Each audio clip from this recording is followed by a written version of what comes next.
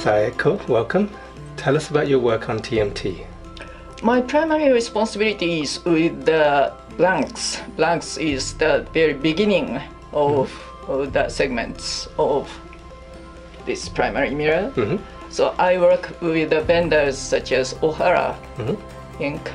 or Okamoto Optics. And then my colleagues in Japan takes care of the polishing part of the segments. So Ohara is actually melting and generating the raw glass? Yes.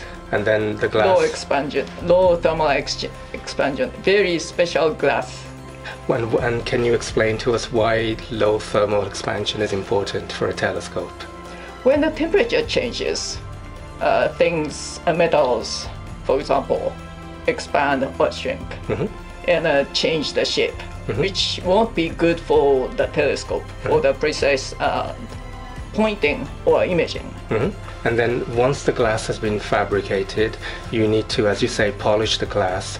With the design of the telescope mirror, is it very difficult to reach the polishing levels that we need?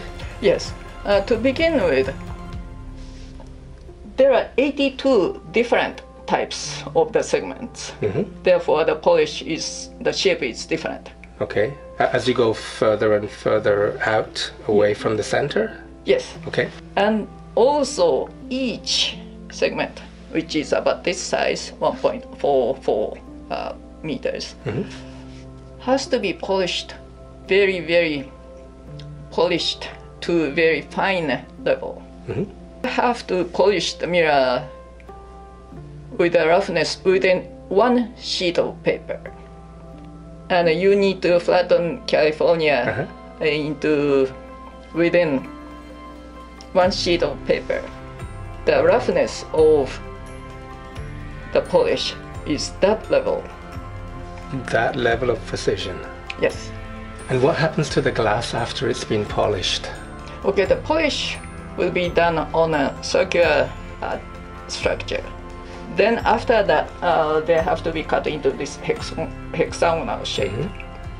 And then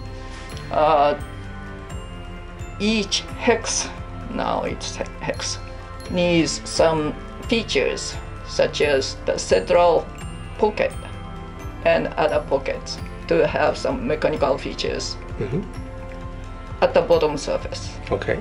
Then it will be integrated with the mechanical support structure, which is called SSA. Then that hex with the support system will come to the United States for final figuring. And what is figuring? Figuring is to take out very, very small irregularities. The glass has to have a coating on it, which is reflective. You would like to gather as much photon as possible from the universe, stars and galaxies. So it's going to have a shiny coating. And what exactly is this shiny coating that we're going to use on TMT? Basically, that is silver.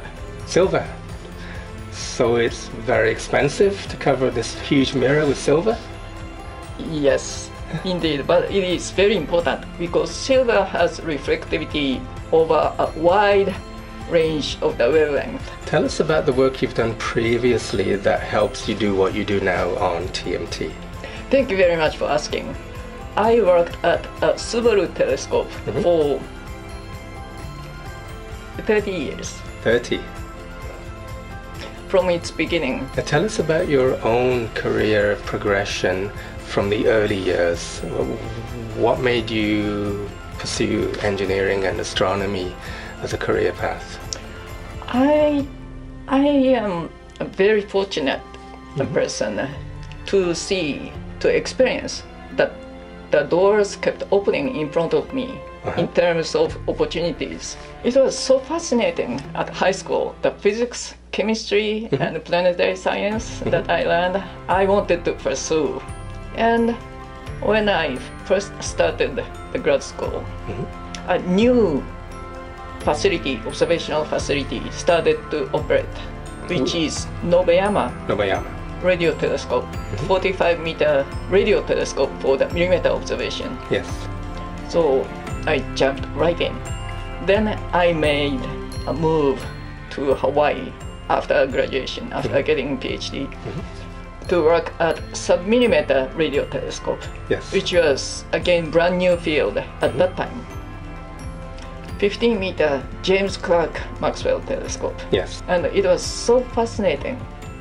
Whatever you observe, you are the first to see what's going on in the sub-millimeter range. Yes. Now, Saeko, what are your recommendations for children, youth, who are interested potentially in careers in engineering or science or mathematics? That's my favorite topic. Here is this example. Just stick to your dream. So I'm sure anybody who wants to become an astronomer, engineer, whatever, just stick to it. You are the only person who can make it happen for yourself to become who you want to be. Very important words. Thank you for your time today.